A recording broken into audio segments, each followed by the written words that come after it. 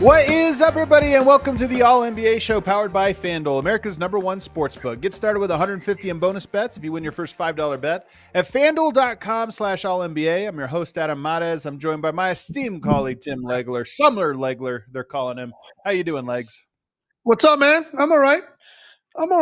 Yesterday was an interesting day. It started off slow, and I didn't know if we were going to get much. Then we got a lot. So we got a lot to dive into.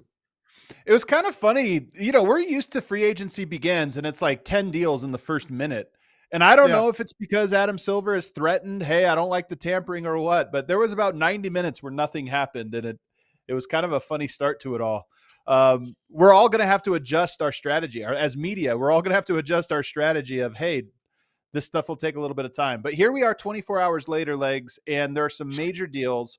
I asked you last night which teams you wanted to talk about, and you identified the Nuggets, the Magic, the Hawks, the Rockets, and then today, with some of the news that happened, the Milwaukee Bucks get added to the list. So that's what we're going to. Those five teams stood out to you. They did. I mean, there was others too. There was a lot of interesting movement around the league, even the Clippers. Like there was a lot there, but for very specific reasons. But for me, I think two more than any else stood out at the top: Denver and Houston. And it's almost like for Houston, this mentality of going all in because you just acquired Kevin Durant, and you've got probably a 2-year window with him to try to make this happen. And so their mentality is, let's close the gap with OKC. We acquired Durant. Let's do everything we can to win right now. And then for Denver, this was a situation where, I've said all along, I didn't think they were a one championship group when they put that thing together with Jokic, Jamal Murray at the top. And, started to wonder if that was the case. And to me, they've reloaded in a way that's going to make them, again, a threat in the Western Conference. And they gave Oklahoma City a 7-game series this year. They played them as well as anybody did, but they needed something for a reset and a refresh. And it feels very much like that's what Denver did. So for me, those are the two teams at the top of the list that I think made the most noise. Well, let's start there. Let's start with the Denver Nuggets. They made the trade. They have had Michael Porter Jr. since 2017 to our 2018. They have had him on the roster, and he's been part of their core. He struggled in some playoffs, although he's been great in other playoff series, and he was on this big contract. Denver moved a 2032 first-round pick and him to get Cam Johnson, who I think on paper is the same player as Michael Porter. You almost do a one-for-one swap. But I like Cam Johnson's fit. Despite having similar skill set, I like his fit on this roster for a couple reasons. He's stronger, I think, defensively, and I think he's a smarter off-ball mover that will fit into their system a little bit better. So as much as it's a lateral move, I actually love this for Denver before we get into the other implications, just as a one-for-one player swap. There is no question to me that it's an upgrade. And I understand that, like, you can look at both of them, sort of similar size.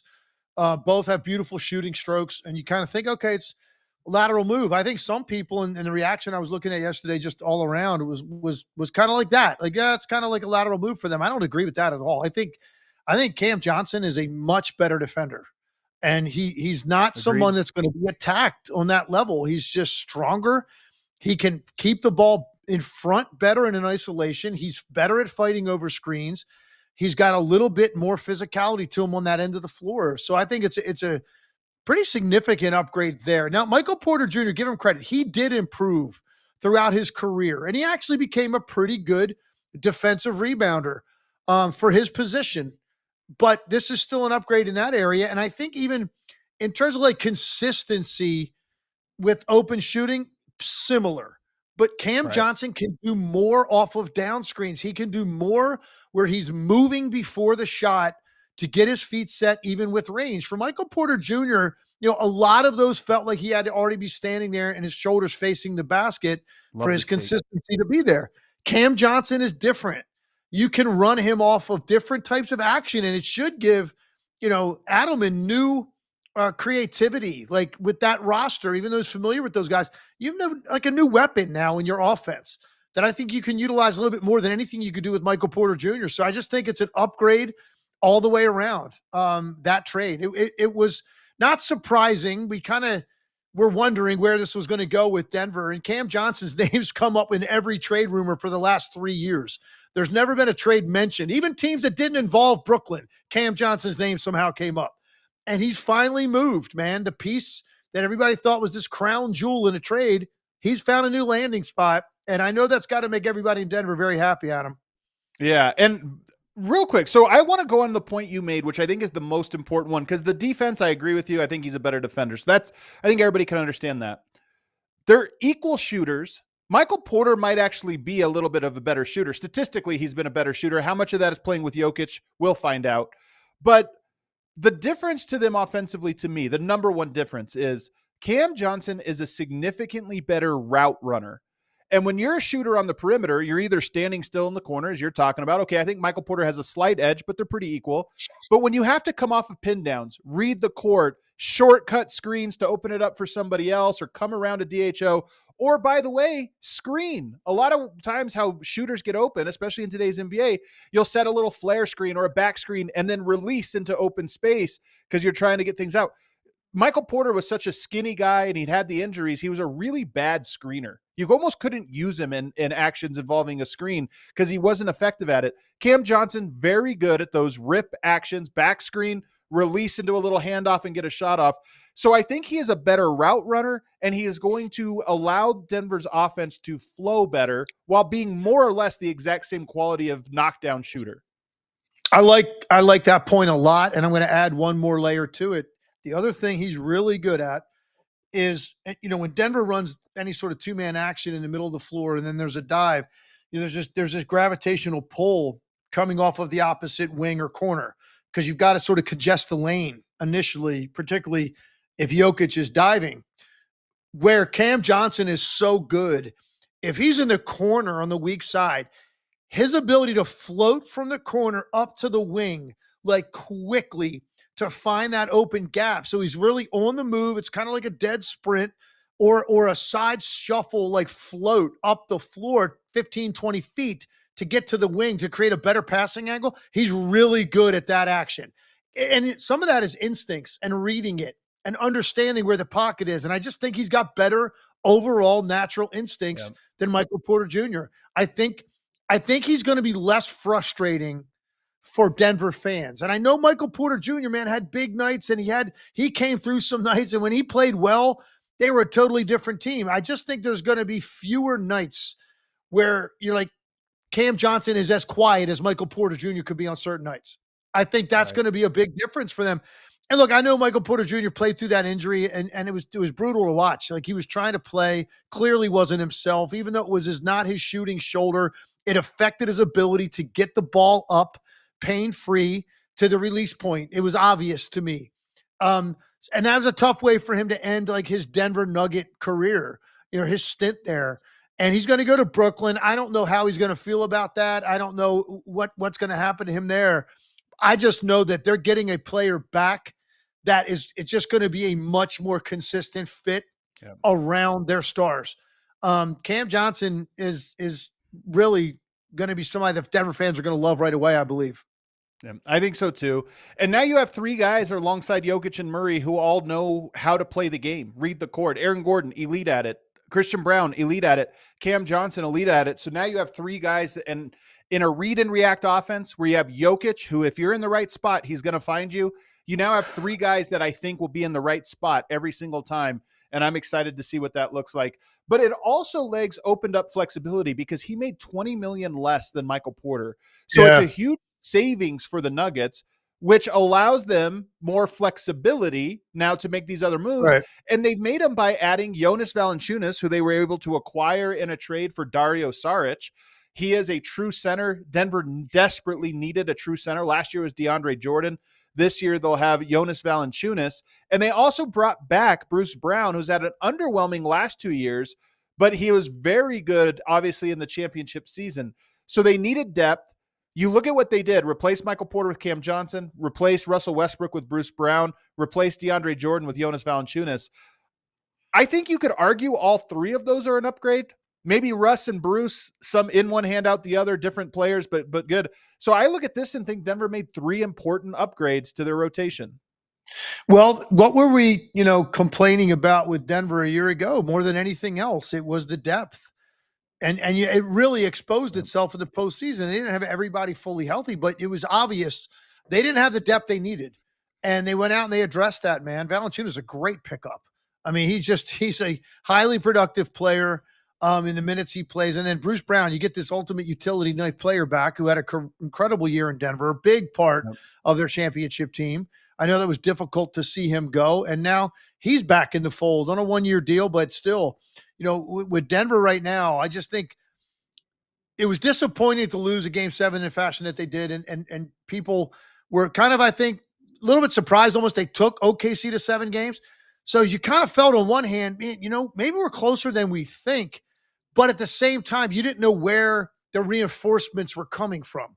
How do we keep pace with because other teams were going to be doing things in the West to improve, and they have. And they've done it, man. This is what they did. They went out and they put a fresh coat of paint on this thing. And it feels like, feels like they're ready. They're ready to now be very relevant in the West. And I think this third team, you're going to have to take seriously all year. We're going to consider them a contender if they stay healthy the whole season. And I think we were worried that Denver might fall out of that contender tier. They've been there for the last 3 years. They won 1 title. They were in the mix, the last 2 years, didn't get it done. And it felt like maybe they're on the downslide. I think these trades now put them right back up to where you look at it and say, probably a top 5 team in the NBA, assuming everybody can stay healthy on that roster, and they still have deals to make. But another team, the Nuggets didn't win the offseason. I think they're in the short list of teams that have had a very good week. I think if there was one team that won the offseason, it might be the Houston Rockets. Obviously, we've talked about them adding Kevin Durant and what that means, but they followed it up by adding Clint Capella on a 3-year deal worth $21.5 million. Dorian Finney-Smith, very versatile forward, who I think is a championship caliber rotation piece for you, 4-year deal, $53 million. And they were able to retain Steven Adams, Aaron Holiday, Jeff Green, Jabari Smith, Jayshawn Tate, Fred VanVleet. So they basically run it back while adding Kevin Durant, Capella, and Dorian Finney-Smith. What do you make of these moves? I mean, I love it. Absolutely love it for Houston. Right now, sitting here, man, I'm looking at them as I think the second best team in the Western Conference. And I know they were a 2 seed this year, but at no point did anybody think that was a legitimate contender. Right? A lot of things fell into place for them to end up a 2 seed, and they only had a 2-game lead over 3 other teams. So it really wasn't a clear-cut 2. I think now they are not only potentially could be a 2 seed, they might be the second best team. They might be the biggest challenge to Oklahoma City. Durant answers the biggest question of all for them. How do you close games? What is your identity and go-to offensive player? Who's the guy that can go score against any layer defense? That's Kevin Durant. But it wasn't enough. Dorian Finney-Smith is a massive acquisition. I mean, he's a role player, but he's one of those guys that we both know what he does defensively and his ability to space the floor and knock down corner threes. This is a major acquisition. The Clint Capella thing surprised me a little bit because I'm sitting there going, okay, you've got Şengün, you re-signed Steven Adams for 3 years. They played 2 bigs quite a bit in the Warriors series, but that's because they had a clear advantage in that series. And Golden State had a hard time with that two big man lineup. And Steven Adams really hurt them on the offensive glass.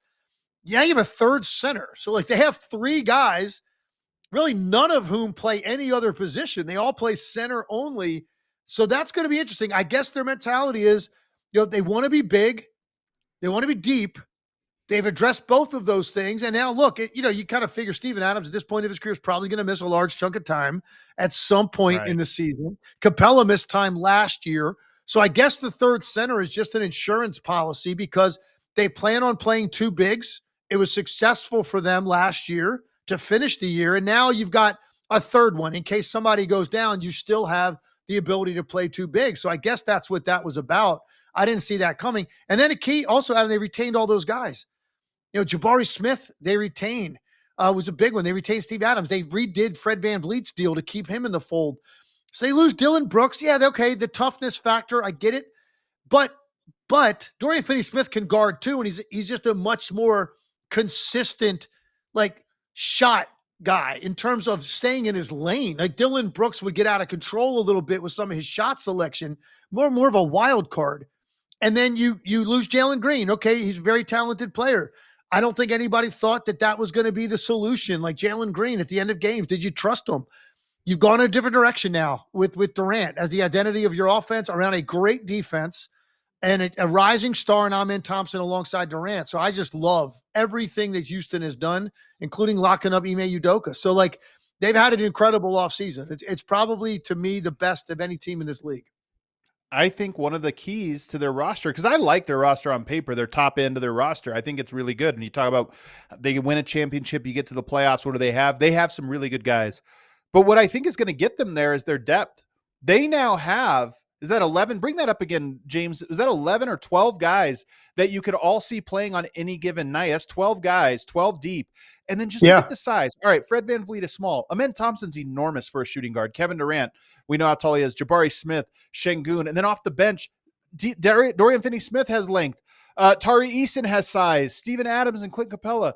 They are enormous, athletic, long, and I like the way the pieces fit. So to me, they should be a team that wins a lot of regular season games because of their depth and their defense. And I think they should win a lot of playoff games because they have talented players with Kevin Durant anchoring them in the half court. To me, I agree with you. I think they did everything right this offseason, and they should be considered in tier one of the contenders. Well, I think the other fascinating thing about them for me is the way that Amen Thompson finished the season. If you recall, go back to that series with Golden State. Go back to particularly the game 7 against Golden State that they lost.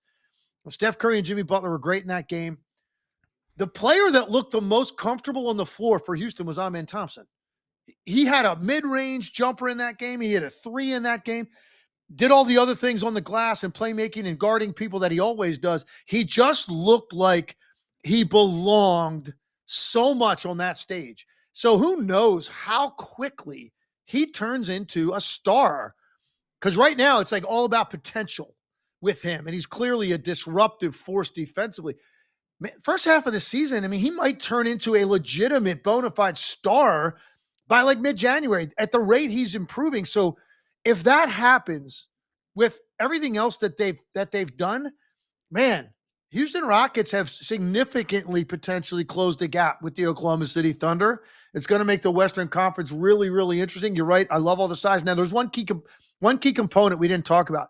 And I think, look, they drafted him last year for a reason. Yes, is Reed Shepherd ready to be the backup to Fred VanVleet? Because you think about it, this year it was VanVleet and Jalen Green out there together. But then when like VanVleet was off the floor, it was Jalen Green running point. Or if VanVleet was hurt, it was Jalen Green running point.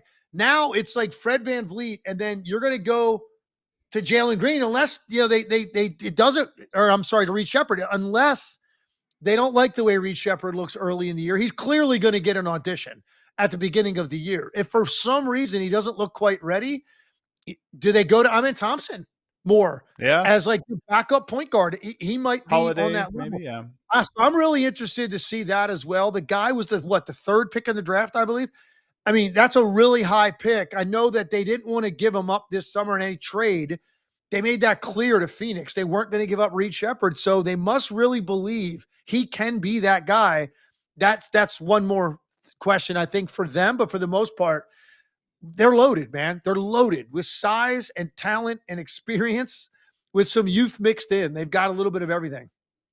I think Reed Shepherd now becomes their X factor. And I am curious, by the way, if they do anything else, this offseason, because they do have, as much as they have this great depth, there's also some guys that might not come along. If you're with Reed Shepherd, you're going all in for, what does Cam Whitmore do this year? Is he a guy that is now in a tight spot because you have so many good players, you can't even play him, and now you're wasting a young pick. You got to get him off him early. So I'm curious to see what they do now, but their roster has the flexibility built in, and I think they won the offseason to date so far. Let's take a break. On the other side, another team that's a candidate for winning the offseason is the Atlanta Hawks. I'm very high on them and think they might be a top 4 team in the Eastern Conference. Is Legs as high? Let's find out together on the other side. First, let me tell you guys about the Hall of Fame app. Have you ever been just one leg away from a parlay that was going to pay you big bucks? I haven't made a parlay in a little bit, although I will tell you I just laid down a bet on the Denver Nuggets. Why not? I knew their odds were going to rise once these, as these deals happen. So I did lay a bet there. But if you're making these parlays and you're trying to read through and say, okay, I know it's going to be a stretch with 5 different legs. What is something I can do here that gives me a little bit of an edge? Well, I've got a tool that's going to help you select what legs you want for your parlay. That's the Hall of Fame app. It was designed by some nerds who also happen to be sports fans coming from the Ivy League. And what they've done is they've created this great resource for people who like to bet on sports to be able to quickly sort through different trends for players, recent trends, long-term trends, matchup trends, so that you can make informed decisions when you're putting together your bets. It's really intuitive to use. It's got a 4.9 rating on the App Store with over 6,000 5-star reviews. So it's safe to say the Hall of Fame app has already helped lots of people win smarter. If you're betting on sports and not using the Hall of Fame app, that's just leaving money on the table. So check it out. One of the things I love about it is you can go in there and it has all these stats about players and what's been happening recently. So you can select what you think is going to happen based there, find out where the edge is. And then once you've built your parlay, Hall of Fame app will transfer it right over to your betting app of choice, and you can place it right there in that app. It's really, really useful to use. For a limited time only, our listeners can get a 7-day free trial, but they also get 50% off of their first month when they use the code ALLNBA at checkout. Just download the Hall of Fame app on iOS and Android, or visit halloffameapp.com and enter that code ALLNBA, and you're all set. Also want to tell you guys about FanDuel. It's the best place to find all your favorite player props, and now you can make the smarter play with new performance trends. And once the game starts, that's when things get very interesting. You combine live prop bets into the same game parlay for a chance to win big. Summer League's coming up. You can start making. We're 1 week away. Legs and I will both be out there in Las Vegas watching Summer League games. Might have to throw down a little bit of action on that first game with Cooper Flag. We'll find out. And once the game starts, that's when things get interesting. You combine live prop bets into the same game parlay for a chance to win big. If you don't already have FanDuel, it's not too late to get in on the action. You'll get started with $200 in bonus bets if your first $5 bet wins. Just visit FanDuel.com/AllNBA to join today. Make every moment more with FanDuel, official sports betting partner of the NBA. Must be 21 or older and present in select states. For Kansas, in affiliation with Kansas Star Casino, or 18 plus and present in D.C. First online real money wager only. $5 first deposit required. Bonus issued as non-withdrawable bonus bets, which expire 7 days after receipt. Restrictions apply. See terms at sportsbook.fanduel.com. Gambling problem? Call 1-800-GAMBLER or visit fanduel.com/RG. Call 1-888-789-7777 or visit ccpg.org/chat in Connecticut, or visit mdgamblinghelp.org in Maryland. Hope is here. Visit gamblinghelplinema.org or call 800-327-5050 or for 24/7 support in Massachusetts, or call 1-877-8-HOPE-NY or text HOPE-NY in New York. All right, back here, segment 2. We got a couple more teams to talk about, Legs. If you're enjoying the show, make sure you hit the like button. Make sure you're subscribed so you never miss. We're down to 2 times a week this week, and will be for the rest of the month, but there's a lot of stuff going on in the NBA right now, setting the stage for next year. You won't want to miss it. The Atlanta Hawks made the big trade, a couple of big trades here in the offseason. They acquired Nickeil Alexander-Walker, my guy, Nickeil Alexander-Walker. They got Kristaps Porzingis in the trade. You know I had to throw it out there. I know. They've also got Luke Kennard on a 1-year deal, and they acquired the New Orleans Pelicans unprotected first-round pick next year. They lose Levert, Capella, Niang, and Mann. I like their roster now. When you look at the depth that they have, a little bit of shooting, ball handling, defense, length, they have a bunch of different things. What do you make of those moves that they made? Yeah, I don't know that I like it as much as other people, but I understand why. Just in general, we're going to laud it. I think, look, you bring in a guy like Kennard. I think that was a nice piece to pick up, considering what he can do in spacing the floor. He's a guy that led the league in 3-point shooting 2 times. One of the highest level percentage 3-point shooters in the history of this league. Yeah. Now playing off of a guy like Trae Young, who, can find you, breaks down defenses. I think Kennard's a great pickup. I think the key to the whole thing is going to be Porzingis. And I think for me, it's a little bit of a stretch to think like, all right, well, he's going to be there for 70, 75 games and he's going to be available for the entire postseason. He's had a very difficult time doing that. It just seems like, and he had some sort of illness last year that I don't think we really got to the bottom of. He seems to have a lot of ankle injuries and lower leg problems that hinder him. So let me ask you a question. Do you feel the same way about the Hawks if Kristaps Porzingis isn't healthy this year and gives you a partial year? Would you still feel the same way, or is it hinge on him being available? We know if he's available, he's going to play well because he has throughout his career. Being available, playing well, and like really making a difference, and then being there when you need him the most in the postseason. Like, does it hinge on that for you, or is it enough, even if he doesn't do that with the other moves they made, to say that you think they had a great offseason? I think he has to be available in the playoffs for them to make any kind of noise. But I think that the regular season, given how the East is, they might have the depth to survive him playing 50 games, which is almost at this point what you expect from Porzingis. If you're optimistic, you expect 50, not 82. So if they have 50 from him in the regular season, but he's available in the playoffs, I just look at it and say the East is weak. A lot of teams are down. Indiana just lost Myles Turner and obviously Tyrese Halliburton. Orlando's going to be good. The Knicks are going to be good. There's an opening for the next tier of teams. And I look at Atlanta and I say, yes, even with Porzingis playing 50, I think they're right there below those teams at that next tier. All right, that's fair enough. And I think then the other part of it is how highly you value Nickeil Alexander-Walker. Like, he's your guy. I mean, you think there's a lot more there than what we've already seen in Minnesota, or is that what he is? I mean, he did play well in the postseason, and he was able to up his, scoring prowess when they needed him to.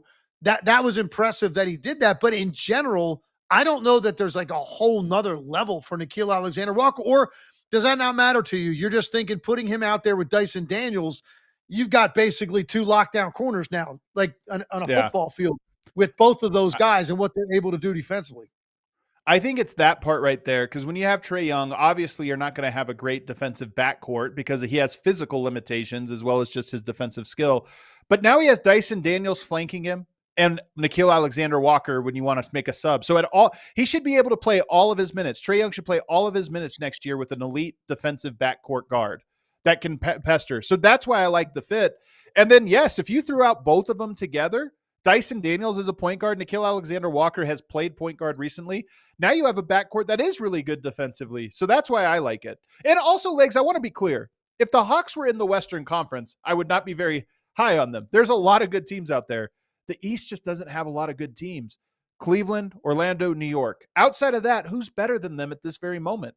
And if you're talking about being positioned to win a playoff series and make it to the conference semifinals, that's exciting if you're Atlanta. Well, if you were going to try to grab a chunk, this would be the time, because you look at, there are questions here, right? Cleveland starting off the year not healthy. And they were a team that, won a ton of games last year, 64 games, and they got beat in the second round. So there's questions there. Like, how good is this team really? And they've lost a couple of guys that were key. Boston obviously dealing without Tatum for probably the entire season. The New York Knicks don't have a head coach. The Indiana Pacers lose Tyrese Halliburton, and now Myles Turner is gone from that team. The Bucks are an absolute mess right now, and it's going to be interesting to see what happens with Jonas going forward. There's no question Detroit and Orlando are going to be better. Heat haven't done a whole lot. So to your point, those are all the teams I just listed that were in front of them last year. There is room to grab right now in the Eastern Conference, and I think that's how they looked at it. And I think they're at the point now with Trae Young, like, look, he's your guy, this is your guy, then you've got to go out there and now make a push to try to put as much around him as you possibly can. I think they've done it. I'm a little bit more cautiously optimistic about what their upside is as a team this year. They were 40-42. Are they now a 50-win team? Or are they going to, they're 44-38. So, maybe they're 4 games better. Like, where does that put them in the East? I'm kind of reserving judgment on it. I want to see how much better it is. And I also want to see some of these other teams I mentioned, Adam, that have these question marks and injuries going into the season. How do they weather the storm? And if they don't weather it very well, then Atlanta could be one of the the first like 6 weeks of the season, that could be one of the big stories in the league if they get off to a hot start. Well, the other thing I like about them is that they have an exciting short term this year where I think they can be very good, but they also acquired that New Orleans Pelicans draft pick. And I look at this and I say, you just got Asa Newell. You've got Risa Shea, who I like. You've got Jalen Johnson, who's young. That's a nice young core that you're not too excited about. But next year, legs, they might pick up a top 5 pick, maybe even higher than that. And if you don't want to invest in that pick, if we get to the trade deadline next year and New Orleans is out of the playoffs, that New Orleans pick now becomes an incredible trade piece. And now you have the Hawks might enter the deadline next year with the most attractive arsenal of assets that they could pivot and say, oh, you know what? We need to make a move for whatever player is available. So that's why I'm excited about them. I think they're good. I think the East is bad, but I think they have the flexibility now to become great with that pick and all of the young talent that they have. Yeah, look, they're exciting. I think one of the things that it's going to hinge on for me is, and we've already seen a lot of growth and emergence of Jalen Johnson. Love what him. ultimately is his ceiling? I mean, he's got an awful lot of talent. I mean, he could turn into a star. And if that's the case, I think I'd view Atlanta a lot differently. So it's all positive there, man, for sure. I didn't really at any point look at them last year as particularly interesting. That at least has changed. They are very interesting. You have to give them that at least. And now let's just see how this is all going to play out for those guys. A big part of it's going to be Porzingis staying healthy. And also just how much more growth do you see the first half of the season out of Jalen Johnson?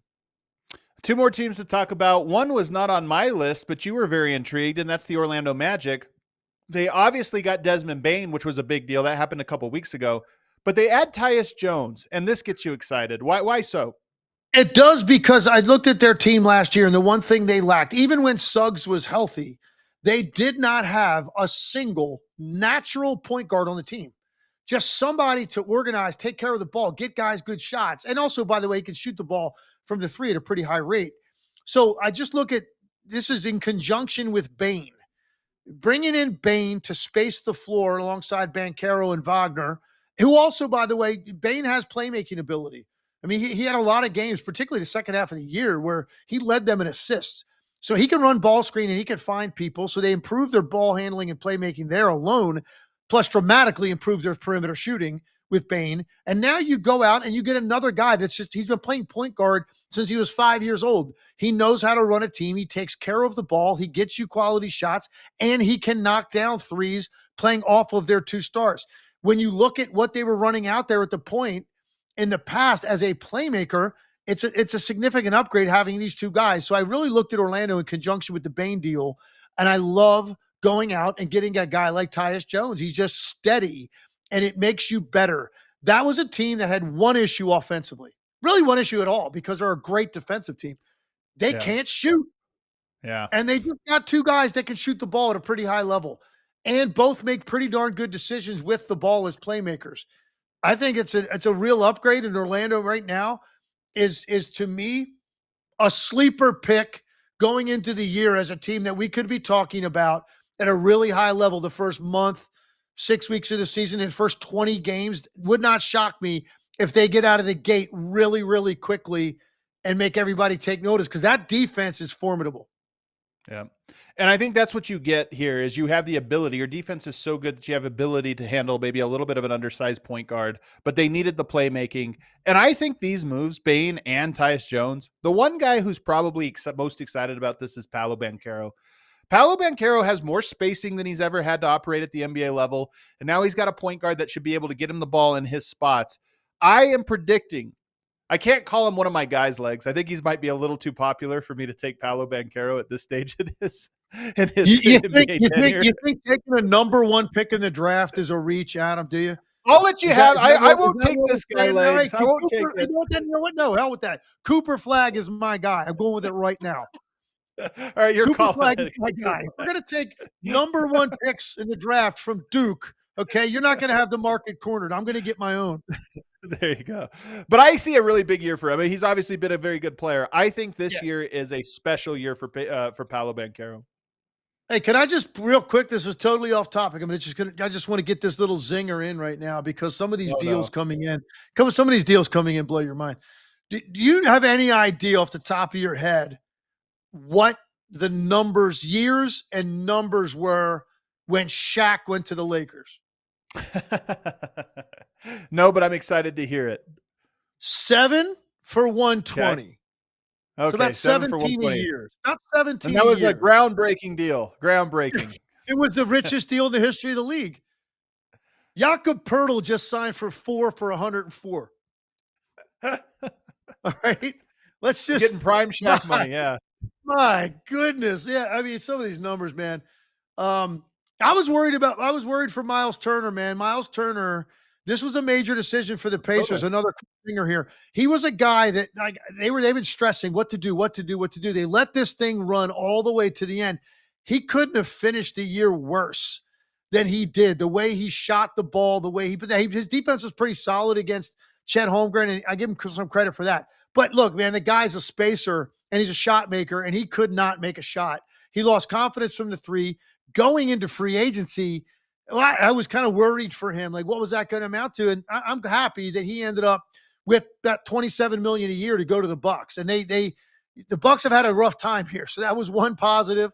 And he got about the exact price range that he was worth. Going about mid-season, they were talking about 27 a year for Myles Turner as a free agent, and he didn't finish it well. You didn't know if he was going to take a hit. He still got his money, and that was like the one saving grace for the Bucks was that they added him, because that situation is not looking good in Milwaukee. Well, I still don't love it. And you are right that now they get Myles Turner, who I think is a great fit with Giannis. If you just think about what kind of center goes next to Giannis, Myles Turner is exactly the type of guy. So I like that fit there. But they had to stretch Damian Lillard, which is kind of crazy. $113 million they're buying him out for, which is just an insane amount. And I don't know that I love their roster. Gary Harris, Vasa Micic, they lose Lillard, they lose Brook Lopez, they lose Pat Connaughton. They are bringing back Bobby Portis, Kevin Porter Jr., Taurean Prince, Gary Trent, Jericho Sims. Giannis is great enough that we should not count out the Bucks as being what we just talked about the Atlanta Hawks being, because that's how great Giannis is, and this is a good front court fit for him. But I still don't love that roster. I still don't look at that and think, oh my God, they're about to win another title. No, I know, definitely not. And that's where all the the scrutiny is going to be. If they get off to a bad start, what happens with Giannis? But here's the thing. Again, there is an awful lot. There are way more questions than answers in the Eastern Conference. Way more. Yeah. Because other than right now, as we go into the season, I mean, we kind of know the Knicks roster, and we know they have a lot of talent in their starting five. And by the way, sleepily got better here. They added depth to their team. Jordan Clarkson's a nice pickup. Gerson Yabusele is a nice pickup.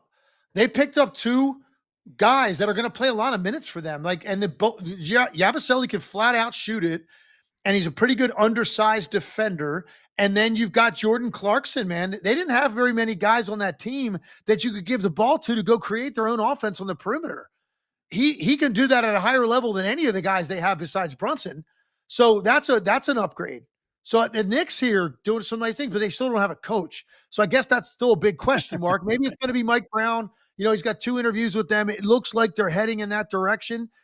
And I don't know how you feel about that hire, but the Knicks, I guess there aren't that many questions. I mean, I guess not having a coach is a big one, but it's not like they're going to revolt and hate the guy, whoever it is. They're going to hire someone that's going to be serviceable, and they've got a lot of talent. And then the Cavaliers, I think, are fairly known commodity, but Ty Jerome was a big factor for them last year, and he's gone. So, and they're starting off the year with Garland having surgery. So even a little bit there, but after that, all these teams have questions. Besides probably Orlando and Detroit. I probably have more confidence in them right now, and Atlanta got better. So I guess if you're Giannis, you're sitting there going, man, we're still going to be right here in the mix somewhere, and he's good enough individually to help them win any game on any given night. That's probably his mentality right now. But if that team is 6-16 to start the year, we'll see. Yeah. We'll see what happens. You can go ahead and cue that outro music there, James, but we can see what happens. Those were the 5 teams we identified. There are some other moves. You mentioned Indiana, and we will be back on Thursday kind of recapping what happens because there's still moves to be made, but the early go of the offseason has already begun, and I think the Rockets, the Hawks, the Nuggets, you add the Magic to that list. I think those are clear winners. Everybody else kind of still trying to see what they can fill out. DeAndre Ayton's out there. Maybe Indiana picks up DeAndre Ayton, which is wild. Maybe the Lakers do. Maybe they make a move. So there's more and more stuff going. Any final thoughts here, Legs, from this first day of free agency? No, we're going to see. So we did 2-hour live special yesterday on ESPN. We got a 3-hour live special coming up today from, I think, 7 to 10 Eastern time to go over all of this stuff plus anything else that trickles in today. But I think most of the bigger ones have happened. Yeah. Well, there you go. Tune in tonight. What time did you say that was at? 7 Eastern? It's 7 to 10 Eastern. All right. Tune in. Check Legs. Who else better to watch breaking all this stuff down than Legler? We are back Thursday, so make sure you're subscribed. We'll see everybody then.